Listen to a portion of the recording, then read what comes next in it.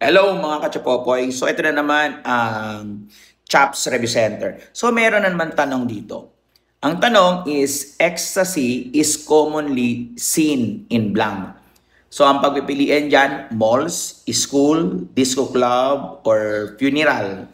Okay, isa-isay natin sa malls. So wala naman siguro sa malls kasi huhulihin ka dyan sigurado.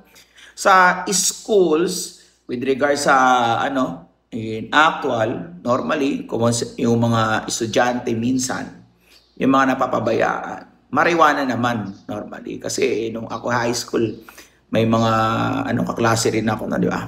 Okay. So, funeral, nakakita ka na ba na nandoon na nag-ecstasy? Wala. Hindi naman siguro ganun yun. How about sa disco club? Ayan, sa extano, ecstasy, extano. O, ang sagot dyan, disco club. Kasi dyan ang grabe, di ba? Parang tulad nung nakaraan, yung reggae, di ba? Reggae na, na pinag-usapan. O ano yung ginagamit doon? Ecstasy. Yan, chapopoy tayo dyan. So, meron tayo dyan, merong sa mga gusto mag-enroll ng online, meron tayo sa page.